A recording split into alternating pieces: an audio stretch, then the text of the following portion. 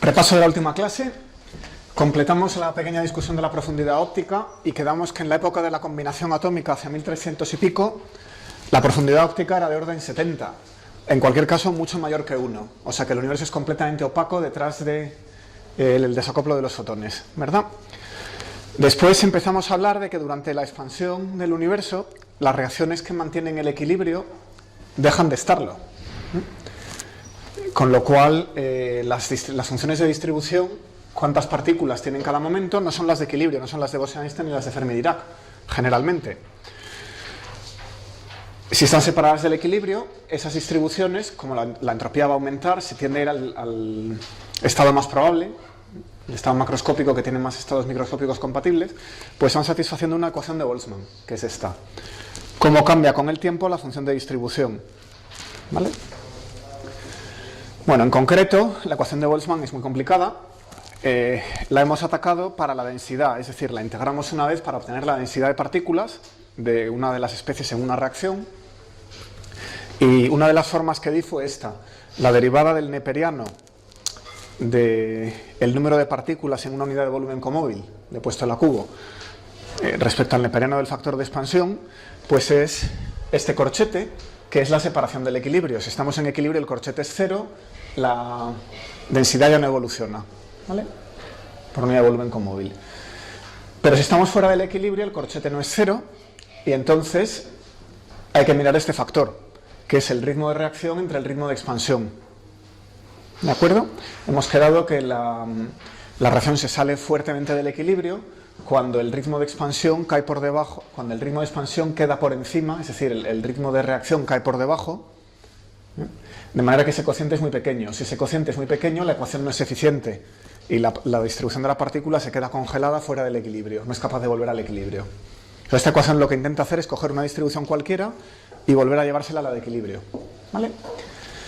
Bien, en concreto, para electrón-protón a hidrógeno, que es la reacción de combinación atómica, esa ecuación se reduce a la de Peebles, que es esta otra. ¿Qué es lo que hemos hecho aquí? Pues la parte de equilibrio la conocemos, es la ecuación de Saha, ya la hemos tratado, así que lo hemos sustituido por aquí y queda esto. De donde está el ritmo está el promedio de la sección eficaz por la velocidad, falta la densidad porque hemos dividido por densidades, y aquí hay dos términos, uno que lleva la fracción al cuadrado de electrones ionizados en esta reacción, cuánto queda en el lado izquierdo, y este otro trozo que tiene que ver con el equilibrio. Sería esa misma cantidad en el equilibrio, básicamente. Bueno, nos fuimos a temperaturas muy pequeñas. El universo se sigue enfriando. Estamos pasando el desacoplo, cada vez se expande más. Entonces la de equilibrio, debido al factor exponencial, pasa a ser despreciable. Esa exponencial mata el término de equilibrio y solo queda el término derecho. Así que la ecuación de Peebles, cuando se congela la distribución, tiene esta forma. ¿Vale? Bueno, ¿qué es sigma por V? Pues esto es de física atómica. Esa es la sección eficaz pesada con la velocidad, promediado sobre temperaturas para esta reacción. Así que eso escapa esta asignatura. Y lo que hay es varios modelos. Este es uno, es 10 más o menos alfa cuadrado electromagnético, es una sección de captura electromagnética, así que no es extraño que salga alfa cuadrado. Está controlada la escala por la masa del electrón, no es extraño, y va como 1 entre la raíz de la temperatura. ¿Vale? Y tenía dos modelos más, uno que da Paumann, y por cierto, esas notas de Paumann, como todo eso está explicado ahí, y alguien me ha dicho que esto no se estaba sonando, que era algo complicado, os las he enlazado, las tenéis en el campus. El capítulo 3 del libro online de Paumann, todo eso está explicado ahí. Bueno, pues ya no queda mucho. Toda esta teoría está muy bien. Lo que voy a intentar es evaluar esto numéricamente, porque esto es física, y hay que sacar el numerito, ¿de acuerdo? O sea que esta ecuación, a ver si podemos concretar qué es esto. Bien, la ecuación de Saha describe la física del equilibrio. Entonces, al bajar la temperatura, tenemos que la fracción de electrones al cuadrado cerca del equilibrio iría a 0 según la ecuación de Saga. Sabemos que esto no va a ser así porque la expansión del universo se lleva la fracción de electrones fuera del equilibrio. Entonces, según la fracción de electrones queda fuera del equilibrio, la ecuación de Boltzmann, o en la versión que estamos usando la ecuación de Peebles, habiendo integrado ya para que sea una ecuación para el número de electrones, intenta disminuir esa fracción de electrones de la siguiente manera. Derivada de x sub e respecto al tiempo viene a ser menos sigma v, la sección eficaz por la velocidad de colisión, por el número de bariones, por la fracción de electrones al cuadrado. Bien, reorganizamos esta expresión para que sea dxe respecto a xe dividido por xe cuadrado igual a menos sigma v nb dt, que podemos integrar. El lado izquierdo integra a menos 1 partido por la fracción de electrones y el lado derecho lo dejamos como una expresión integral. Bien, estas expresiones hay que evaluarlas entre el tiempo de la combinación, la época de la combinación, y un tiempo mucho mayor que vamos a poner como infinito. No juega ningún papel, es un tiempo mucho mayor que el correspondiente a la combinación atómica. Entonces, si xe en infinito es distinto de 0, es que ha quedado una reliquia, una fracción de electrones que no se ha recombinado, que no se ha combinado con los núcleos para formar átomos neutros. Evaluamos esta expresión entre los dos límites y queda menos 1 entre la fracción de electrones en tiempo infinito más 1 dividido por la fracción de electrones en el tiempo de combinación, igual a la integral, de donde queda 1 entre x en infinito igual a 1 entre x en la combinación más la integral, una ecuación que es fácil de interpretar. El lado izquierdo es la fracción de electrones que ha quedado congelada y que ya nunca formará hidrógeno neutro. El primer término del miembro derecho es la fracción inicial, por ejemplo en la combinación atómica, y el término de la derecha lo vamos a llamar lambda, que es la integral de sigma v por el número de bariones. Es una función de la temperatura. Entonces, como el integrando depende de la temperatura, implícitamente depende del tiempo. Bueno, la ecuación escrita así es algebraica y se puede resolver de manera que xe infinito sea x en la combinación atómica dividida por 1 más lambda entre xe de la combinación atómica.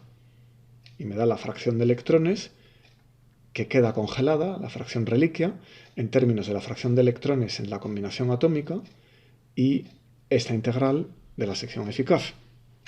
Vamos pues con la evaluación de la cantidad auxiliar lambda, que vamos a atacar en dos fases. En la primera le voy a sacar la dependencia en z a las cantidades sigma v y nb para poder realizar la integral, y en la segunda fase haremos una evaluación numérica. Entonces, el promedio de la sección eficaz por la velocidad va a depender del tiempo. Lo que voy a hacer es expresarlo en términos de la sección eficaz por la velocidad en la época de la combinación atómica, veces la raíz de la temperatura en la época de combinación atómica dividido por la raíz de la temperatura a cualquier tiempo posterior. Y aquí vemos la dependencia en esa temperatura posterior. Esta ecuación la tenemos que tomar de física atómica, demostrarla excede este curso, como acabamos de decir hace un ratito. Bien, lo que sí podemos añadir aquí es que la temperatura cae con la expansión como 1 partido por el factor A. Es decir, la temperatura crece hacia atrás en el tiempo como 1 más z en términos del corrimiento al rojo. Entonces puedo escribir rápidamente que el valor esperado de la sección eficaz por la velocidad es igual a su valor en la época de la combinación atómica por la raíz de 1 más z en esa época dividido por raíz de 1 más z en cualquier otra época. Intentemos sacarle igualmente la dependencia en z al número de bariones. Lo expresamos como el número de bariones en la época de la combinación atómica veces, y teniendo en cuenta que debido a la dilución el volumen crece con a cubo, el número de bariones es constante, pero su densidad tiene que caer con el factor de expansión en la época de la combinación entre a al cubo. Es decir, cambiando a z, el número de bariones a cualquier tiempo posterior es el número de bariones en la época de combinación atómica por 1 más z al cubo entre 1 más z de la combinación atómica al cubo. Así que ese es el número de bariones por unidad de volumen, la densidad de bariones. Bueno, ¿cómo convertimos estas dependencias en z en eventuales dependencias en el tiempo? Lo que vamos a hacer es cambiar la variable de integración t a una variable de integración z. Para ello nos damos cuenta que en un universo dominado por la materia, el factor de expansión crecía como t elevado a 2/3. Es decir, el tiempo depende de 1 más z elevado a menos 3 medios. con lo cual el tiempo en cualquier momento se puede expresar como el tiempo en la época de combinación atómica por 1 más z en esa época elevado a 3 medios entre 1 más z elevado a 3 medios. O bien, diferencialmente, dt es el tiempo en la época de combinación atómica por 1 más z elevado a 3 medios en esa época de combinación atómica entre 1 más z elevado a 5 medios. Porque claro, al derivar algo elevado a menos 3 medios, obtenemos algo elevado a menos 5 medios. Y bajo un factor menos 3 medios. Estas dependencias en z en la integral para lambda. Así que lambda va a ser la integral entre la z en la época de la combinación y 1 de sigma v en la época de la combinación dividido por la raíz de 1 más z por 1 más z elevado a un medio en la época de la combinación. Lo mismo para nb. nb en la época de la combinación dividido por 1 más z en la época de la combinación al cubo por 1 más z al cubo. Y del cambio de variable de t a z recogemos una potencia 1 más z en la época de la combinación elevado a 3 medios por el tiempo, la edad del universo en la época de la combinación, por menos 3 medios dividido por 1 más z elevado a 5 medios diferencial de z. Bueno, hay un montón de términos. Vamos a agrupar los tres que llevan la z, que están marcados en rojo, y resulta que se cancelan. 1 más z elevado a menos 1 medio menos 5 medios más 3, pues es simplemente 1. Ese producto da 1. Así que queda un producto de constantes, sigma v en la época de la combinación, la densidad de bariones en la época de la combinación y la edad del universo en la época de la combinación por menos 3 medios, dividido por 1 más z en la época de la combinación, que resulta de estos tres términos que llevan 1 más z en la época de la combinación marcados en azul, y finalmente la integral entre z en la combinación y 1 diferencial de z, que es 1 menos z en la época de la combinación, que es aproximadamente menos z en la época de la combinación de expresión del 1. Pero entonces esta potencia de z cancela el denominador que tenemos 1 entre 1 más z en la época de la combinación, que es aproximadamente igual. Así que la dependencia en z ha desaparecido y nos queda que lambda se puede expresar completamente en términos de las cantidades en la época de la combinación atómica. Es 3 medios de sigma v nb t, todo en ese instante del universo. Y en el producto sigma v por nb reconocemos el ritmo de reacción, gamma sub e, con lo cual lambda es 3 medios el ritmo de reacción en el instante de la combinación por la vida del universo en el instante de la combinación. Es decir, que es algo así como el número de interacciones que han tenido lugar, veces 3 medios, porque es un ritmo de reacción veces el tiempo característico de reacción. Bueno, pues ahora pasamos a la evaluación numérica. Para evaluar lambda recordemos algunos datos. Primero, que en el instante de referencia, de la combinación atómica del hidrógeno, 1 más z venía a ser 1380. Esto ocurría cuando el universo tenía una edad de aproximadamente un cuarto de millón de años, o 7,9 por 10 elevado a 12 segundos, y la temperatura venían a ser 0,324 electronvoltios. Estas cosas ya las hemos visto. Bueno, pues con ello vamos a evaluar primero el promedio de la sección eficaz por la velocidad. V la ponemos a c, ya que estamos hablando de electrones golpeados por un mar de fotones, pues la velocidad de esos fotones es c. Así que aunque el electrón esté prácticamente en reposo, siempre ve a los fotones con velocidad c. Bien, en cuanto a sigma, teníamos una fórmula del libro de Rayden tomada de física atómica, que era 9,78 por el logaritmo de la energía de ionización dividido por la temperatura. El logaritmo lo tomábamos aproximadamente constante, y esto daba unos 36,5, con la temperatura que acabamos de citar de la recombinación atómica y la energía de ionización del átomo de hidrógeno, 13,6 electronvoltios. Después tenemos la constante de estructura fina, que era 1 entre 137, la masa del electrón, que era 0,511 megaelectronvoltios, y finalmente, y aquí tenemos la dependencia con la temperatura de esta cantidad sigma v, la raíz de epsilon 0 entre t, que es 13,6 electronvoltios entre 0,3,24, y queda 0,048 en unidades megaelectronvoltios a la menos 2, que en unidades naturales, claro, es un área, es una energía a la menos 2, que es una longitud al cuadrado. La densidad de bariones va a ser, en primer lugar, proporcional a la densidad crítica para cerrar el universo hoy. Ese es el número absoluto en el que nos vamos a apoyar, que hemos estudiado, era 4,9 gigaelectronvoltios por metro cúbico. Entonces esta densidad crítica la vamos a dividir por la masa del nucleón, 0,94 gigaelectronvoltios, con lo cual tendremos un número de nucleones crítico que haría que el universo fuera cerrado y plano.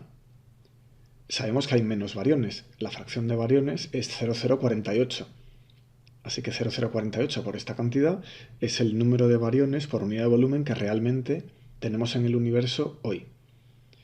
Pero en aquel instante pasado de la combinación atómica, este factor sería 1380 al cubo entre 1 al cubo, que es el cociente de 1 más z entonces a 1 más z hoy.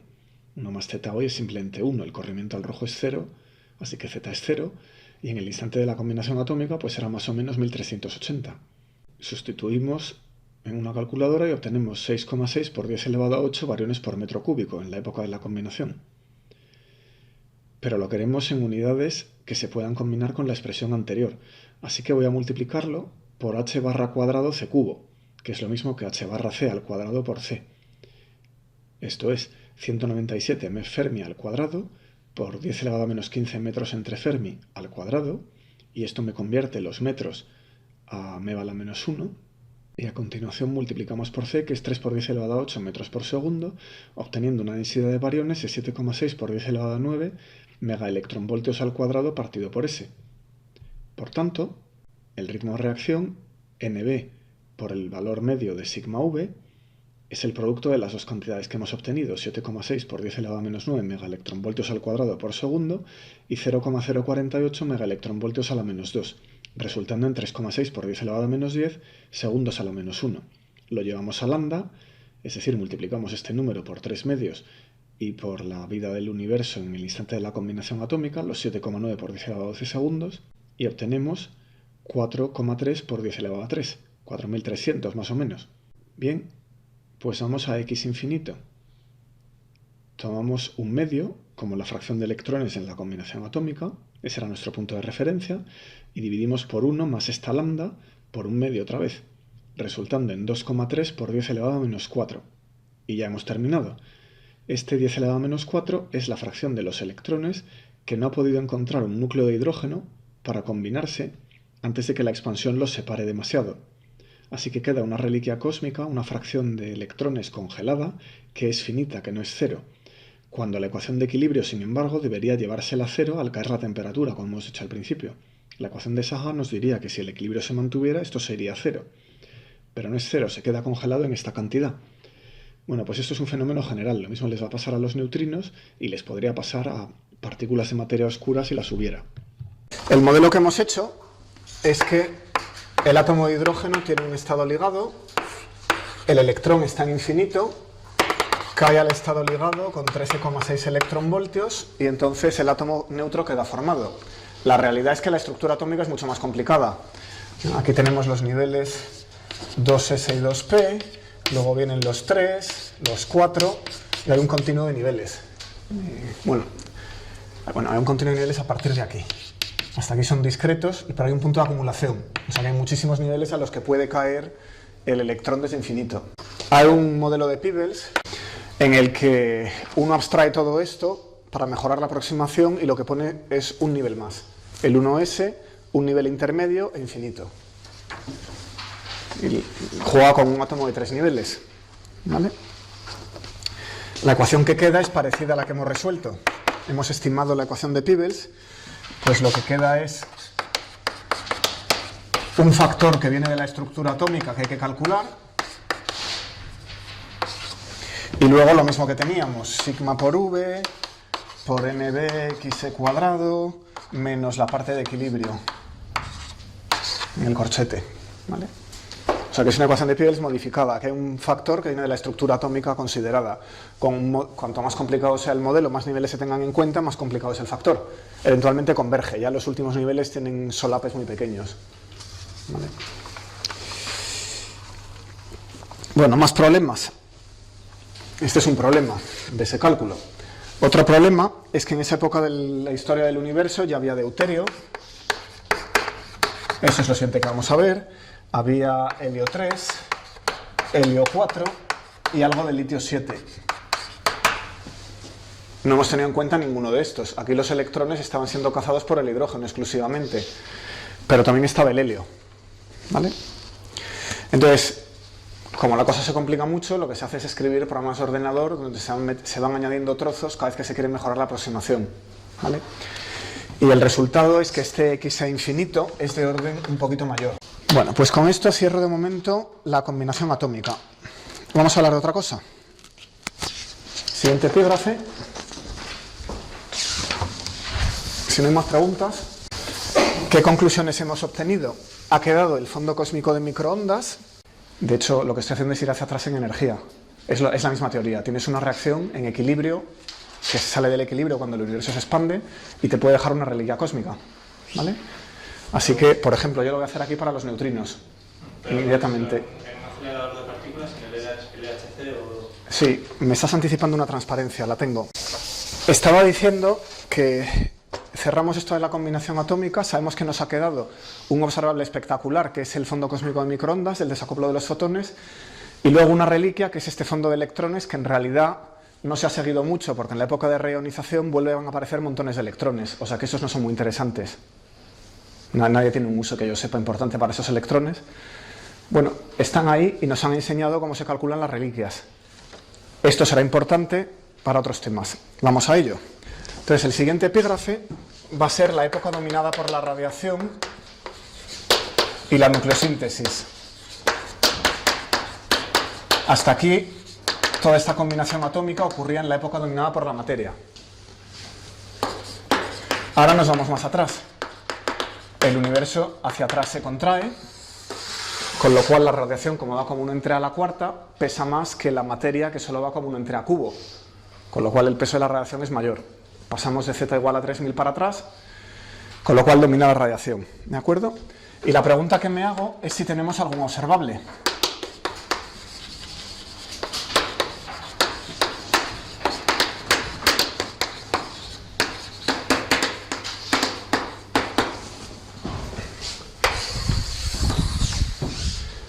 Hoy estamos aquí y miramos hacia atrás en Z.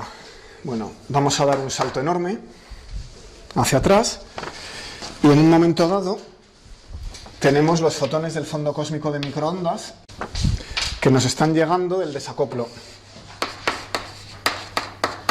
Eso es lo que acabamos de tratar. Entonces, justo antes del desacoplo, lo que ha pasado, como ya hemos visto, es que los átomos se han vuelto neutros. Y esto era la época de combinación atómica que hemos discutido. Esto está hacia Z igual a 1100, esto está hacia Z igual a 1380, hemos dicho.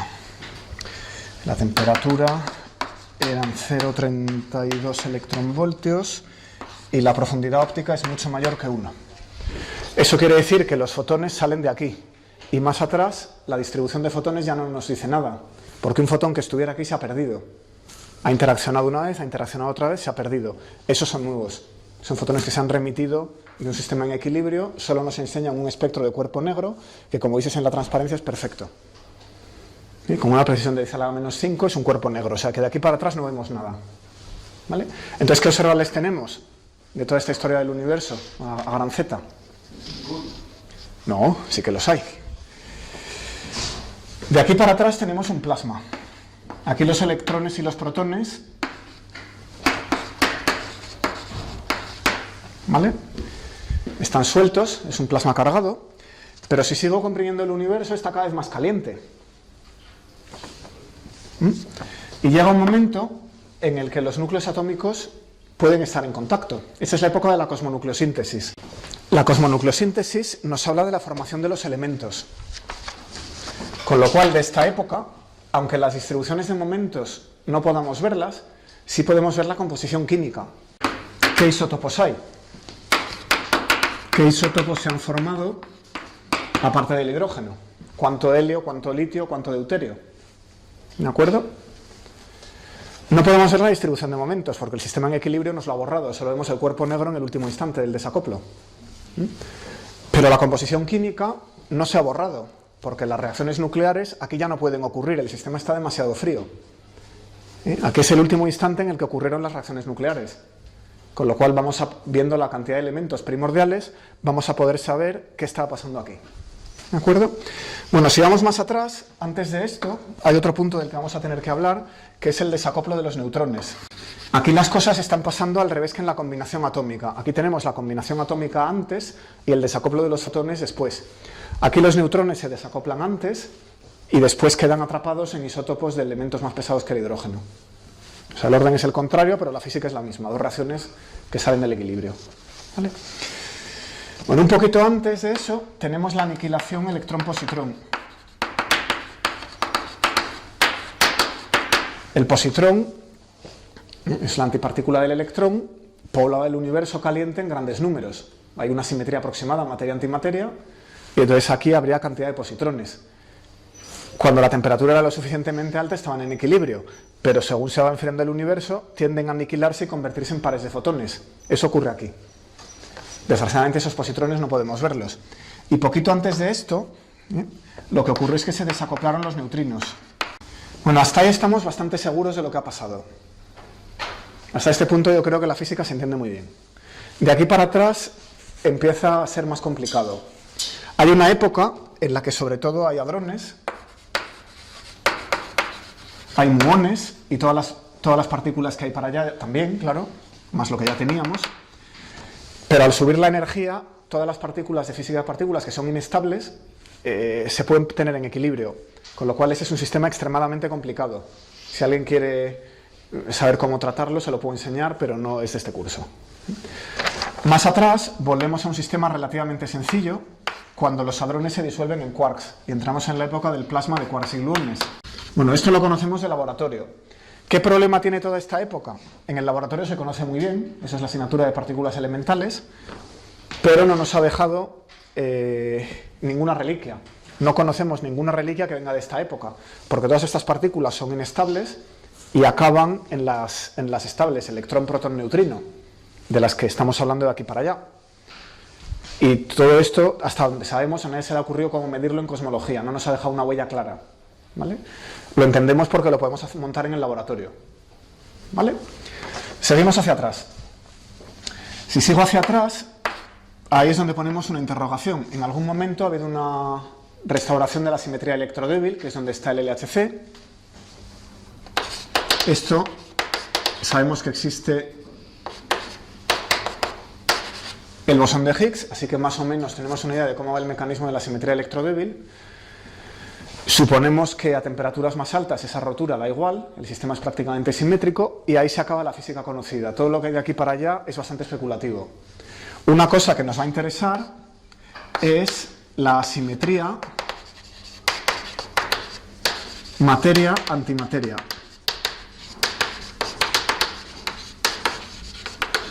¿Vale?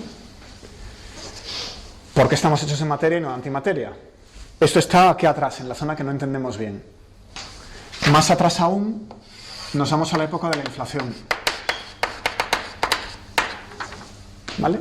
Curiosamente, sobre esta empieza a haber pistas en cosmología. No vamos completamente a ciegas.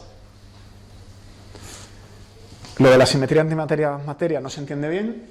Y de esta parte, que en teoría la entendemos, en la práctica no tenemos observables. ¿De acuerdo? O sea que realmente la cosmonucleosíntesis está en un estado intelectual muy bueno y hasta el desacoplo de los neutrinos nos fiamos de todo, aquí nos fiamos de la teoría y esta parte pues está más cogida con pinzas. ¿Se ve el esquema? Podéis abrir el campus virtual en el teléfono y veis las transparencias en el teléfono, las tenéis delante. La primera que veis será la curva de energía de ligadura nuclear, ¿verdad? Entonces, en esa transparencia lo que tenéis es un repaso de cómo están ligados los elementos. Tenéis una curva que hace así, por aquí están el hierro, el níquel, ¿verdad? Son los elementos más ligados, el 50 y pico, 60. Estos de aquí se fisionan, estos de aquí se fusionan, proporcionando energía. El universo empieza aquí con el hidrógeno. Entonces, si miráis cómo están ligados, veis enseguida el deuterio, que tiene una energía de ligadura de 2,2 MeV. Y luego siempre se da por nucleón. Es la energía de ligadura B de binding dividida por nucleón. ¿Vale? Entonces, según subís, el helio 4, está más arriba de lo que parece esa curva. Tiene una energía ligadura muy fuerte, la partícula alfa es muy estable, con lo cual ese es un núcleo que se va a formar con bastante facilidad. Luego hay unos pocos por aquí que caen y vuelven al promedio de la curva, ¿no? Alguno más bajo, entonces aquí es donde están el litio, por ejemplo, y luego subís hacia allí. Bueno, entonces esto simplemente es para remarcar que fusionando átomos de hidrógeno para dar otra cosa ganamos energía, ¿vale? Pero ¿por qué no llegamos hasta arriba? Bueno, si seguís pasando, las siguientes gráficas os enseñan lo que entendemos de la formación de los elementos. Entonces, os voy a enseñar el valle de estabilidad nuclear, que tiene el número de neutrones, el número de protones y todos los isótopos. Esto es una curva, inicialmente va paralela a la recta P igual a N, es una banda que va paralela a la recta P igual a N, y luego se desvía hacia números de neutrones más altos, hace algo así. Entonces ahí tenéis cuadraditos negros, los cuadraditos negros son los isótopos estables. Luego hay una banda naranja o amarillenta, esos son los isótopos conocidos. Y finalmente hay una banda verde, que son los isótopos que se cree que existen pero que no se han podido producir, ¿vale? O sea que esta banda está partida en tres. Bueno, ¿cómo sabemos dónde vienen los elementos? Los elementos intermedios, por aquí, sabemos que se forman en las estrellas. Estos más ligeros se forman en fusión estelar. Los más pesados típicamente vienen de supernovas. Y lo nuevo de los últimos años es que los extremadamente pesados se forman por un proceso R, que tenéis marcado, y vienen de las kilonovas, que ahora sabemos que son la fusión de dos estrellas de neutrones, y se ha visto una. Entonces se alcanzan temperaturas tremendas, y aquí se pueden formar isótopos que técnicamente son inestables. Se podrían fisionar y devolver energía. En la kilonova sobra energía, o sea que simplemente se guardan esos isótopos inestables, ¿vale?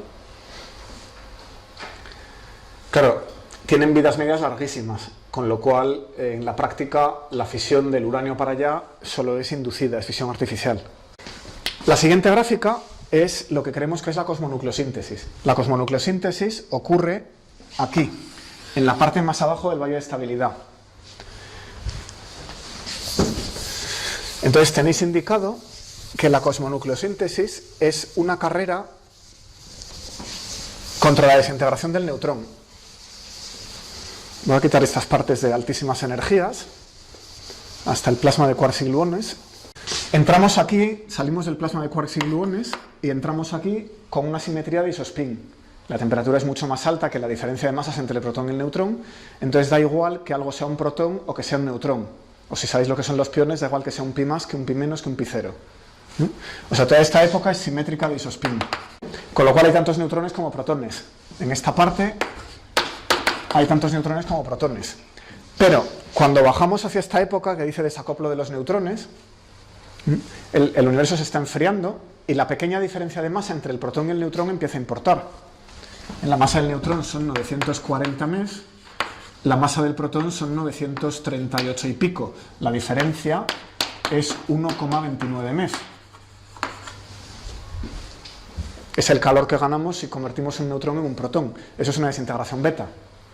Los que hayan visto física nuclear saben que el neutrón se desintegra en protón, electrón y antineutrino. Bueno, en estructura de la materia os han debido contar también. Bueno, pues esto nos está haciendo perder neutrones. Si no hubiera ningún neutrón, tampoco habría ningún otro elemento. En este valle de estabilidad, el único elemento que solo tiene protones es el hidrógeno, el primero. De aquí para allá, todos los elementos necesitan neutrones en el núcleo, ¿vale? Porque los protones se repelen coulombianamente. Hay que estabilizar más el núcleo con más fuerza nuclear y ese es el papel que juegan los neutrones. Por eso, cuando hay muchos neutrones, esto se dobla. O sea, cuando hay muchos protones, la fuerza coulombiana es muy repulsiva y es de largo alcance, entonces hacen falta meter más neutrones para estabilizar el núcleo. Por eso el valle de estabilidad dobla hacia el lado de los neutrones, ¿vale? ¿Qué estaba diciendo?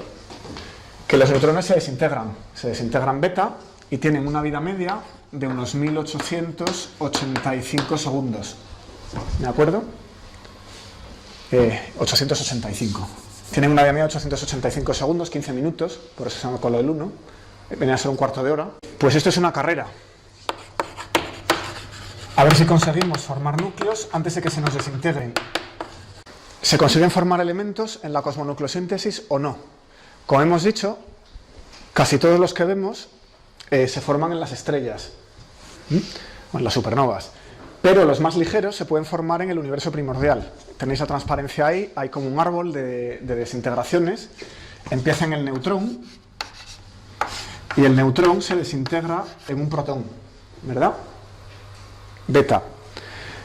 Pero si no se desintegra, si durante un tiempo hay protones y neutrones, un protón y un neutrón pueden formar un deuterio, que es el hidrógeno 2,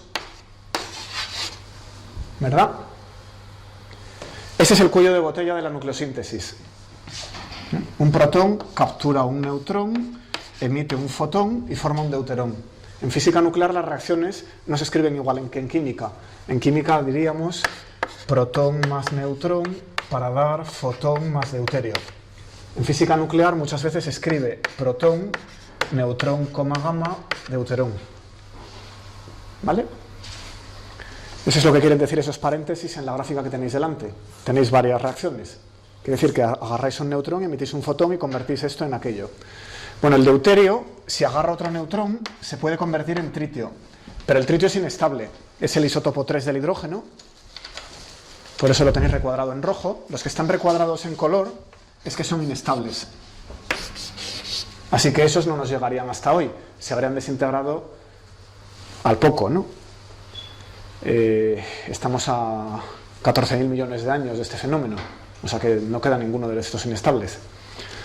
Bien, esto es 2, 3.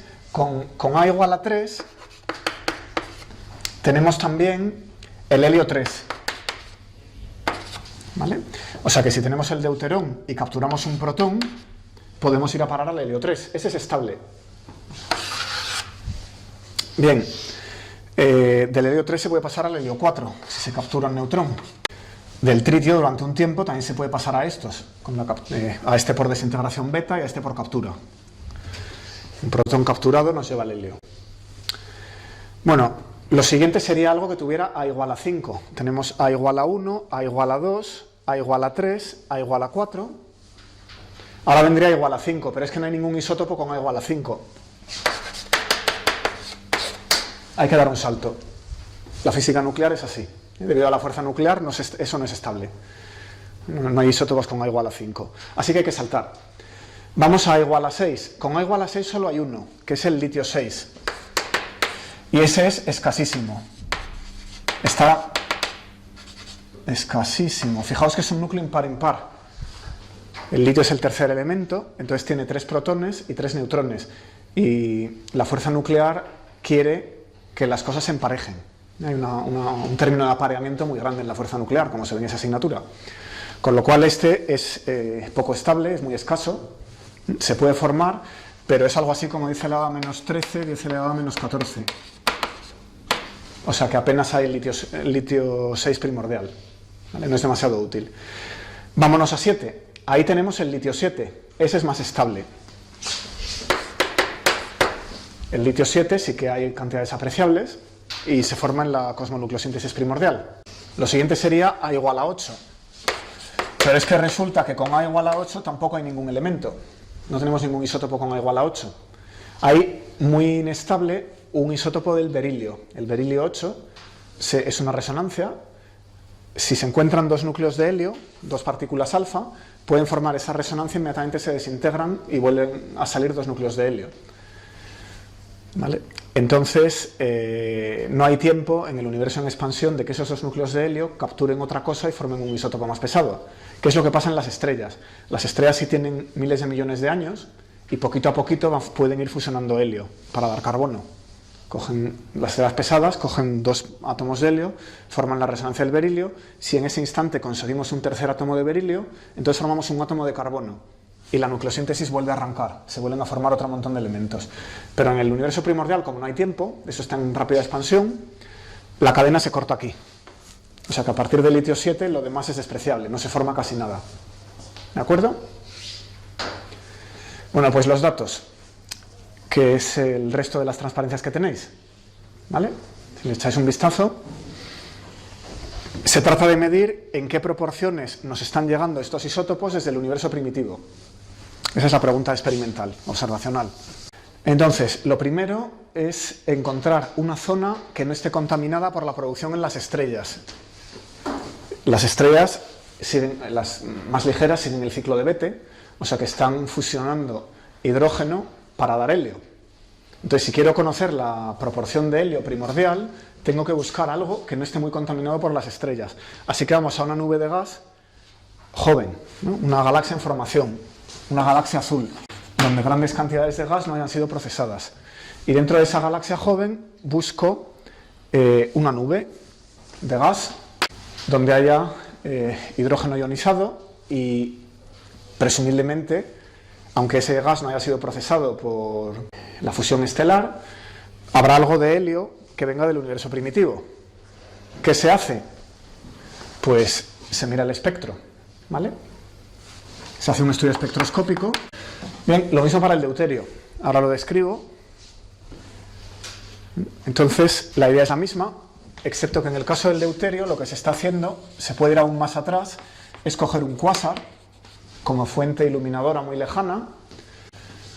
Tenéis la transparencia ahí, se busca una nube de gas intergaláctica y se miran las líneas de absorción del cuásar. Y aquí lo observamos. Entonces, tenéis la transparencia. Típicamente, lo que se hace es buscar un espectro de absorción. La luz tendría este nivel, pero cada vez que encuentra una línea de un elemento, perdemos la luz, la intensidad baja. O sea que estamos viendo el espectro en absorción en lugar de en emisión. Bueno, esta línea que tenéis muy saturada es la línea Lyman alfa. Es una línea ultravioleta. Lo que pasa es que en esa gráfica la tenéis corrida hacia el rojo, ¿vale? Os está saliendo, en vez de a 1200 Angstrom, esta línea tiene 1215 Angstrom, en esa gráfica os está saliendo, no sé si en 4000 Angstrom o algo así, no sé qué espectro os he puesto. O sea que está corrida hacia el rojo, tiene longitud de onda mayor. Eso lo que nos está diciendo es la Z. ¿A qué Z estamos viendo el gas? Lo estamos viendo muy atrás en el pasado, ¿vale? Corriendo al rojo. Bueno, entonces esa línea no es demasiado útil porque barre, no tiene, tiene información de que está ahí y nos dice la Z, viendo dónde aparece nos dice la Z, pero como arranca toda la luz prácticamente, esos son los fotones que caen al nivel 1s del, o sea, los fotones que salen cuando un electrón cae en el nivel 1s del hidrógeno, y al revés, si encuentro hidrógeno neutro, un fotón que arranque ese electrón queda absorbido, pues casi todos caen al pasar por una nube de gas hidrógeno. Total, que no hay estructura. Entonces, en la misma gráfica tenéis varias, la Lyman 8, Lyman 9, Lyman 10, que son excitaciones de la misma serie, donde en lugar de caer desde infinito, caigo desde otro nivel, ¿vale? Y ahí sí hay más estructura visible. Fijaos en una de ellas. Voy a quitar las demás líneas y me voy a fijar solo en la Lyman N, una de la serie de esta serie. Entonces tenéis lo que llega más hacia abajo es el hidrógeno elemental. ¿Vale? Es la misma línea, la Lyman N del hidrógeno elemental. Pero junto a ella hay una especie de bultito que está prácticamente a la misma longitud de onda. Esa es la que corresponde al deuterio. ¿Vale? Entonces, viendo la intensidad de absorción de la línea del deuterio y viendo la intensidad de absorción de la línea del hidrógeno, podemos sacar la proporción relativa hidrógeno-deuterio.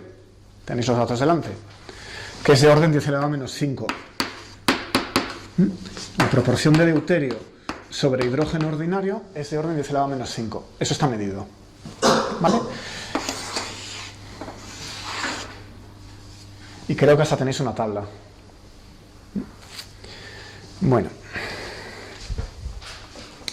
Lo mismo con el helio. Se hace un estudio espectroscópico y se calcula cuánto helio hay respecto a cuánto hidrógeno. El resultado es un 25%. Esto es en masa.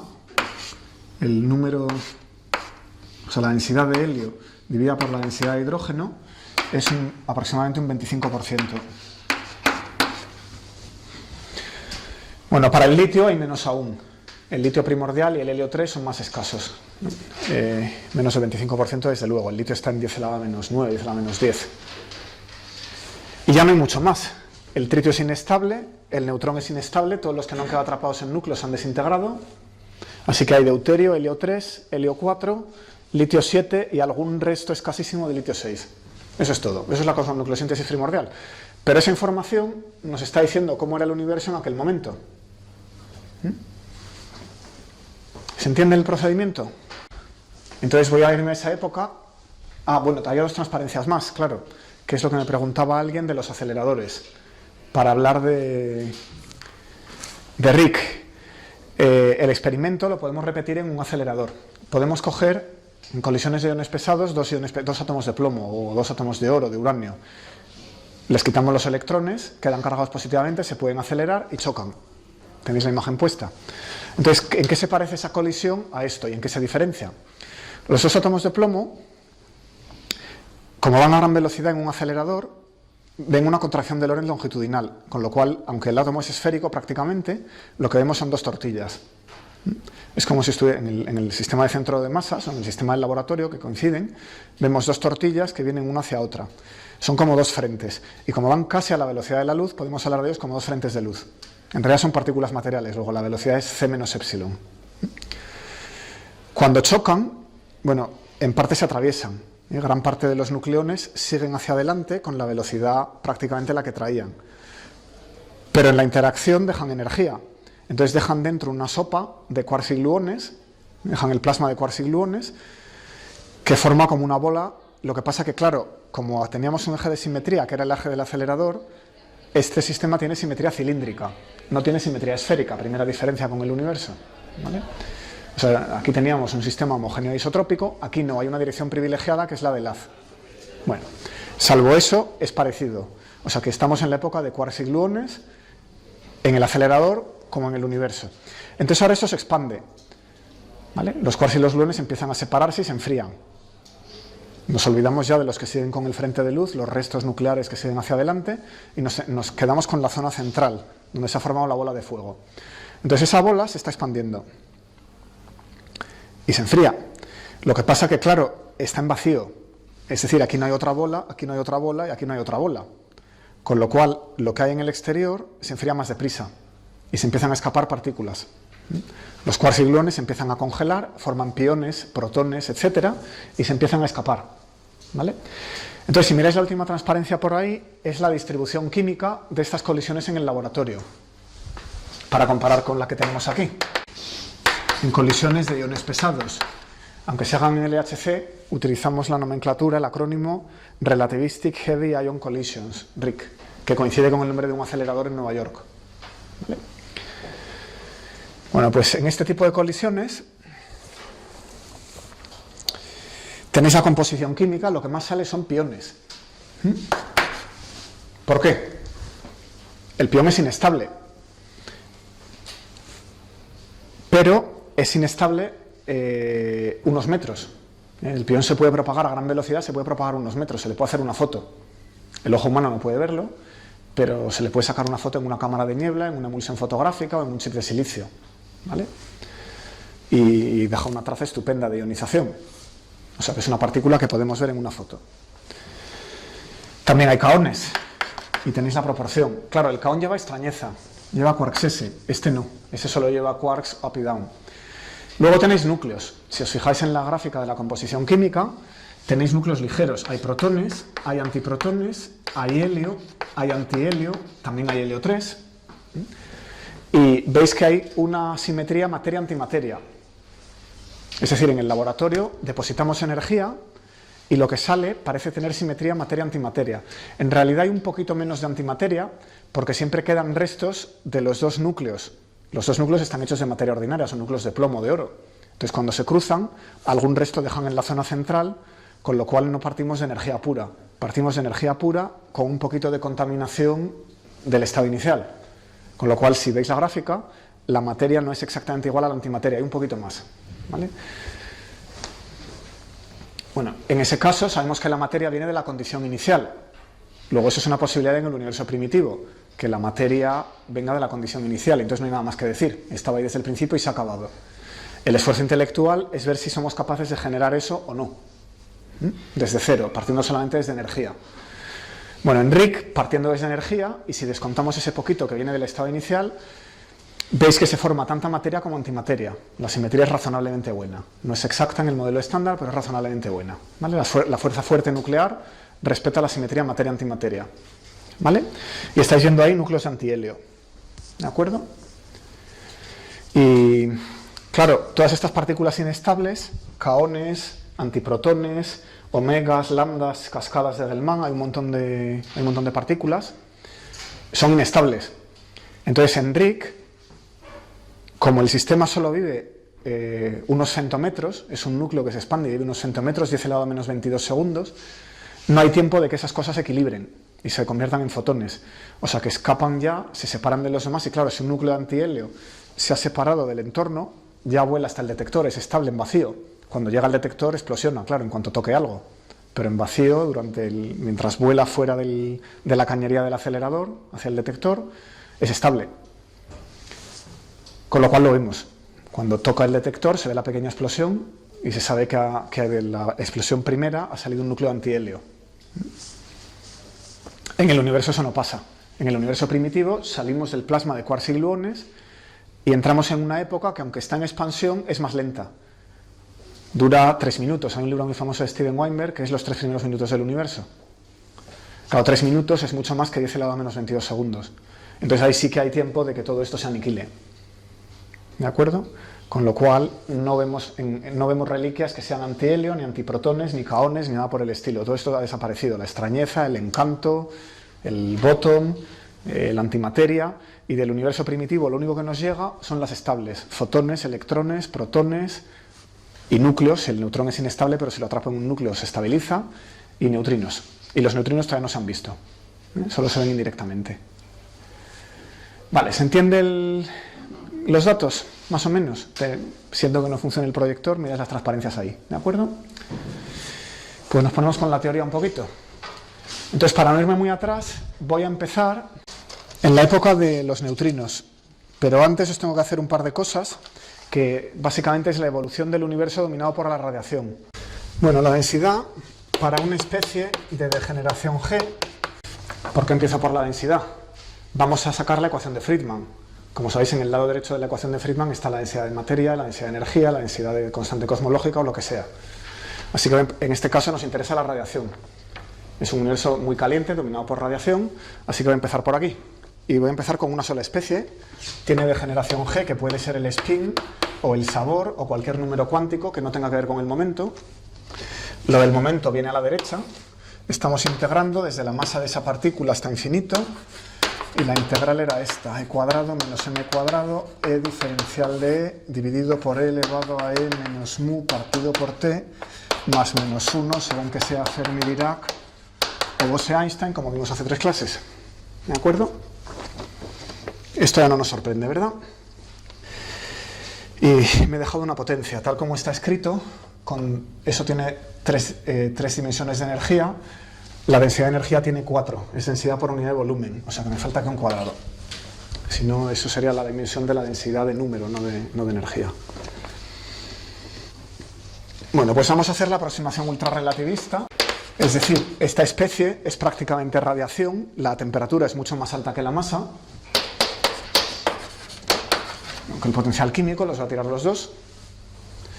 Y la integral queda mucho más sencilla, como vimos el otro día, es gt a la cuarta entre 2pi cuadrado, integral entre 0 e infinito de u cubo diferencial de u elevado a u más menos 1. Y el cambio de variable que hemos hecho pues es el obvio, u es la energía entre la temperatura. Bueno, pues esta integral habrá que hacerla. La de Bose-Einstein ya la tenemos, porque cuando hablamos de fotones me hizo falta. Así que ya os di las integrales de Bose-Einstein, pero me faltan las de Fermi-Dirac. Así que las voy a sacar en una patada. Estas no las tenemos. La técnica es la misma. Vamos a sacar una expansión en serie del denominador, que es una serie geométrica, y a partir de ahí podemos integrar por partes porque van a ser del tipo exponencial por monomio. Así que escribo esto como lo que digo es que 1 entre e elevado a x más 1 es e elevado a menos x, que saco, y lo que queda es la serie geométrica desde k igual a 0 hasta infinito de menos e elevado a menos x elevado a k. Esta suma la meto en la integral y me queda una suma de integrales, que es la suma desde k igual a 0, los pasos hasta aquí son iguales que el otro día, integral hasta infinito de x elevado a p menos 1, diferencial de x menos e elevado a menos x elevado a k más 1. Cambio de variable a k más 1x para quitarme aquel exponente k más 1. Y entonces queda la suma de k igual a 0 hasta infinito de menos 1 elevado a k entre k más 1 elevado a p, porque claro, al meter ese factor en la x, esto me saca algo de dimensión p, k más 1 elevado a p. Y luego la integral desde 0 hasta infinito de i p menos 1 elevado a menos i diferencial de i. Si p es entero, esto se hace por partes, es un factorial. Y si no es entero, pues es lo que define la función gamma de Euler, que es la extensión analítica del factorial. Así que esto de aquí ya lo conocíamos, es igual que el otro día, la función gamma de Euler. Lo que queda es una serie.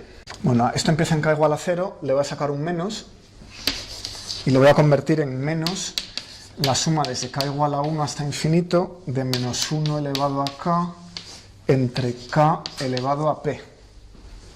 Es una serie que alterna en signo y si p es lo bastante alto, pues empezará a converger, ¿verdad?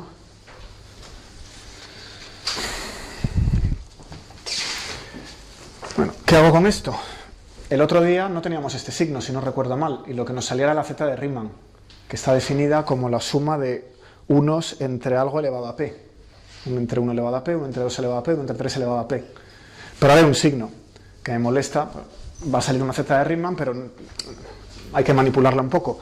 Lo que voy a hacer es partir esa suma en pares. Me queda menos la gamma de Euler de p, y luego la suma desde k igual a 2, todos los pares hasta infinito, 1 entre k elevado a p, y con el signo contrario los impares. Menos 1 elevado a k, dependiendo de que k sea par o impares, más 1 menos 1. Y ahora ya esto ya va teniendo forma de z de Riemann. Hasta los impares, desde 1 elevado a k, o sea, 1 entre k elevado a p. Eso es. Bueno.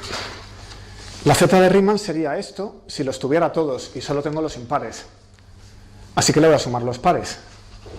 Cojo aquí, le sumo los pares. Y claro, si le sumo, le resto los pares, porque tengo signo menos. Si le resto los pares, aquí se lo tengo que sumar. ¿Verdad? Y esto de aquí ya es una z de Riemann.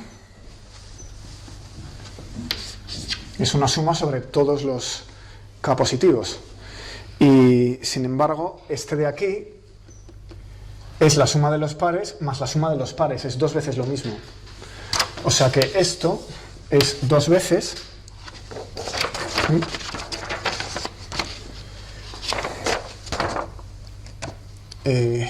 la suma desde L igual a 1 hasta infinito.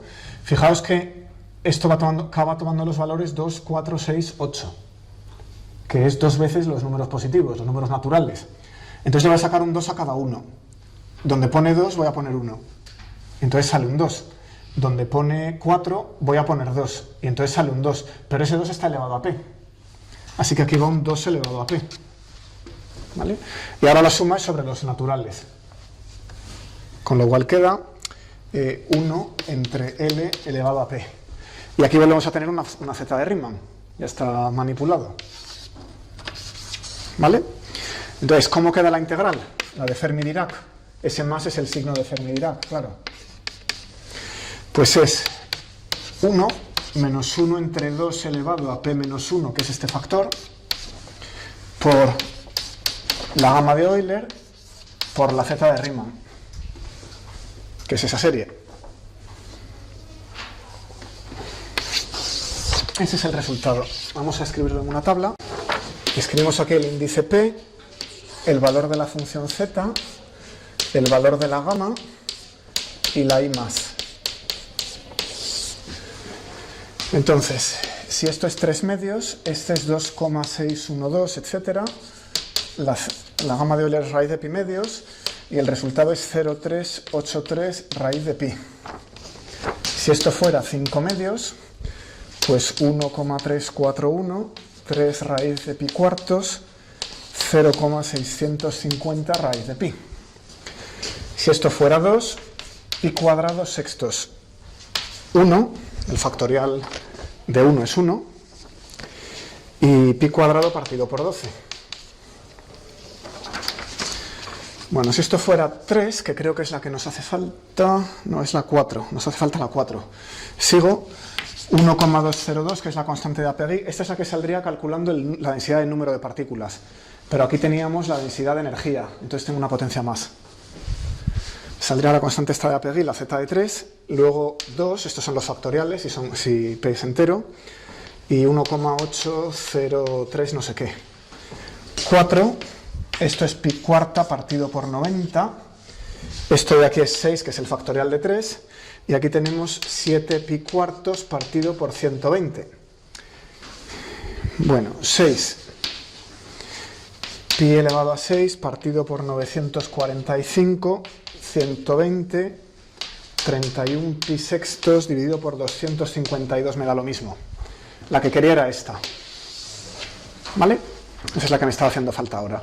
Si en algún momento necesitamos otra, ya sabéis hacerlo. Se busca. Bueno, ¿esto en qué se diferencia de la de Bose-Einstein del otro día? Pues vamos a fijarnos en este factor. P es 4. ¿Qué es este factor 1 menos 1 entre 2p menos 1 si P es igual a 4? Pues 2 elevado a 4 menos 1 es 2 elevado a 3, que es 8. ¿Cuánto es 1 menos 1 octavo? 7 octavos. Ese 7 octavos sale por todas partes. ¿De dónde viene? De que cuando hacemos Fermi-Dirac teníamos ese signo se nos metía en la serie, teníamos que partir la serie en dos y cada uno de los dos trozos nos daba uno de estos. O sea que entre Bose-Einstein y Fermi-Dirac va un 7 octavos. Eso es simplemente consecuencia de cómo funciona el signo en esta integral, ¿vale? Pero ese 7 octavos está por toda la teoría, lo vais a ver 1000 veces cuando estudiéis el tema. Bueno, entonces, vamos a escribir esta ecuación. Esto era la densidad de energía, como... Quedan 8 minutillos, 10 minutillos. Vamos a escribirlo como gt cuarta entre 2 pi cuadrado. La integral es I más, menos, dependiendo de que sea Fermi-Dirac o Bose-Einstein.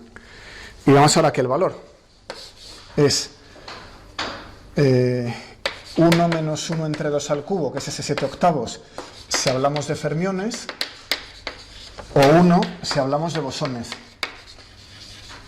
Y esto está multiplicado por gamma de 4, z de 4, la z de Riemann de 4. Si son fermiones, elijo el de arriba, multiplico por esto y aquello. Si son bosones, o me olvido del corchete y multiplico por aquello. Entonces, la densidad asociada a una especie de radiación, pues viene a ser pi cuadrado g de cuarta partido por 30, combinando estas dos cosas. Y de aquí lo que pasa es que me va a quedar el 7 octavos, que está aquí escondido. Lo voy a sacar para verlo explícitamente. Y esto lo multiplico por 1 si hablamos de bosones, o por 7 octavos si hablamos de fermiones. Eso es una especie en equilibrio con la distribución de Bose-Einstein o de Fermi-Dirac, cuya masa es despreciable. Ya tenemos una. Ahora nos vamos al universo primitivo y resulta que hay una mezcla. Hemos hablado de neutrinos, electrones, de positrones, hay un montón de ellas. Así que habrá que sumar. ¿Qué pasa si hay varias especies? Bueno, pues no quiero arrastrar una suma de estas cosas para 14 especies. Entonces vamos a hacer lo siguiente. Notación. Vamos a definir un grado de libertad efectivo, o un número de grados de libertad efectivo, que dependerá de la temperatura, y básicamente usamos esa misma fórmula. Eso es una definición. De manera que podemos avanzar rápidamente en cualquier problema, calculamos ese número, lo apartamos, y ahora usamos la fórmula de una sola especie. ¿Vale? ¿Qué metemos en G estrella? Bueno, pues va a ser G sub I para los bosones, spin, sabor, lo que sea, sumamos sobre todos los bosones las G sub I, y a continuación 7 octavos de la suma sobre I para los fermiones. Si estamos hablando de radiación, ¿por qué no ponemos directamente bosones? Los neutrinos son fermiones y tienen una masa muy pequeña. En cuanto la temperatura suba un poco, se comportan como radiación. Lo que caracteriza esta radiación es que la masa es cero. Aquí hemos aproximado que U es la energía entre la temperatura, que es el momento entre la temperatura, y hemos tirado la masa. Pero del spin no hemos dicho nada, el spin es este signo. ¿Vale?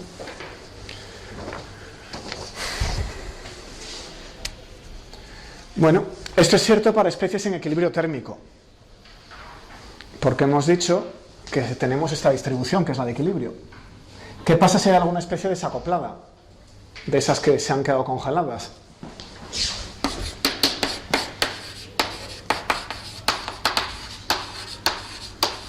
Si hubiera alguna, ¿cómo extendéis esta fórmula?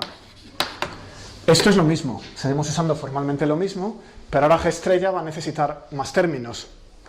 Entonces, ¿qué es lo que caracteriza a las especies desacopladas? Vamos a pensar que son ultrarrelativistas, ¿eh? Seguimos con masas despreciables. Entonces, como vimos el otro día, podemos coger la distribución de equilibrio, expandimos el universo y volvemos a recuperar una distribución de equilibrio a una temperatura más pequeña. Eso no pasa en general, pero es cierto para estas especies ultrarrelativistas, como demostramos. Puede cancelar las cosas y meterlo todo en la temperatura, los factores de expansión a la temperatura, que se está enfriando, y seguimos teniendo una distribución de equilibrio a una temperatura más pequeña. Con lo cual, claro, lo que pasa es que esa temperatura se ha separado de la del baño de fotones. Vamos a definir que algo está en equilibrio si está en equilibrio con el fondo cósmico de microondas, que es lo que vemos. Ese es nuestro punto de referencia. Entonces, cuando los neutrinos se salen del equilibrio, lo que pasa es que dejan de tener la misma temperatura que el fondo cósmico de microondas. Simplemente están volando libremente y su temperatura aparente va cayendo debido a la expansión. Entonces vamos a incorporar eso. Si hubiera especies desacopladas, lo que vamos a hacer es sumar aquí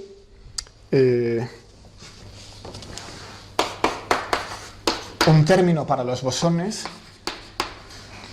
Esto es para los bosones desacoplados, ya no están en equilibrio. Y lo que pasa es que van a tener una temperatura distinta. La temperatura de esa especie I dividido por la temperatura ordinaria a la cuarta. Porque claro, esa especie satisfaría una fórmula como esta, pero con una temperatura propia, que ya no es la del baño de fotones. Entonces, si quiero usar la misma fórmula con la temperatura del baño de fotones, tengo que corregir. Se lo pongo y se lo quito.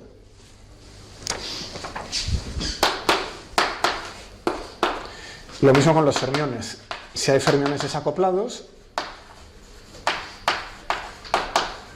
ejemplo sobresaliente, los neutrinos, ¿no?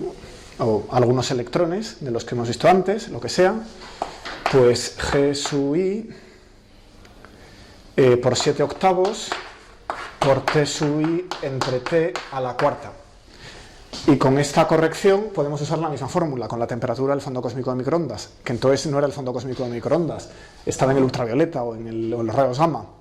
Era un fondo cósmico de radiación a mucha más energía. ¿Vale? ¿Se ve? Vamos a calcular esta fórmula en un ejemplo sencillo, en el relevante. ¿Qué pasa si tenemos un gas de electrones, positrones, fotones, neutrinos de 3 sabores? Ya no los escribo todos. Neutrinos del electrón, del tau y del mu, y antineutrinos. ¿Qué aspecto tiene esa G? Para el problema, para el ejercicio que os pondré, os voy a dejar el plasma de quarks y gluones, contar el número de grados de libertad en el plasma, ¿vale? Ahora vamos a hacer este gas en el que no hay hadrones, solo hay leptones y radiación. Bueno, pues, ¿qué es G estrella? Y vamos a asumir que todos están acoplados. Ninguna especie se ha desacoplado, ¿vale? Entonces tenemos, primero los fotones. hay dos polarizaciones transversales de los fotones. Así que G es 2. Eso viene de este término. Todo lo demás son fermiones, así que hay un 7/8. Bueno, primero el electrón y el positrón. Son dos, la partícula y la antipartícula. Por haber electrones y haber positrones, hay un factor 2. Son partículas de spin 1/2. Spin arriba, spin abajo. Así que tienen una degeneración 2. La G ordinaria, esta de aquí, es 2 para ellos. Es decir, la suma tiene dos términos, electrón y positrón, y la G vale 2. Bueno, ahora los neutrinos. Hay 3 sabores de neutrinos. Todos son muy ligeros, hasta donde sabemos. Hay neutrino y antineutrino. Pero no le pongo el 2 de spin, porque los neutrinos pueden ser a izquierdas o a derechas, y solo los que son a izquierdas se acoplan a las interacciones débiles. No tienen carga eléctrica, no tienen carga nuclear fuerte. Lo único que ven es la interacción débil, y solo se acoplan una de las dos componentes. O sea que si hay otra componente de neutrinos, nadie la ha visto nunca, ¿vale? Porque no se acopla nada. Es uno de los candidatos a materia oscura. De momento, como no sé si fuera, aquí hay 2, ¿de acuerdo? Esos son los neutrinos conocidos. Bueno, pues calculo esto y es 43/4, que es aproximadamente 10. 10,75, ¿verdad? Ese es el número relevante. O sea que en esta época, justo antes de la nucleosíntesis, estamos a una energía un poquito mayor, una energía de unos pocos MeV, de manera que no se pueden formar núcleos, si se formaran se disociarían de inmediato. Tenemos los protones, que ya son no relativistas, ¿vale? Y las especies relativistas son estas, a temperatura de unos pocos MeV. Los protones son no relativistas, no juegan, no dan... O sea, el universo está dominado por la radiación, sobre todo de aquí lo que pesa son los fotones. Bueno, los neutrinos también pesan de manera parecida, y los pares electrón-positrón cada vez menos. En cualquier caso, los protones son no relativistas, porque tienen de masa 940 MeV, que es mucho menor que la temperatura. Así que el universo está dominado por esta fórmula, y G estrella es ese 10. ¿Vale? Entonces ese es el campo de juego para la próxima clase. Vamos a empezar en este universo y vamos a ver qué le pasa, a desacoplar neutrinos, a aniquilar positrones y a formar núcleos. Que será de hoy en 7 días. A ver si el lunes que viene hacemos problemas.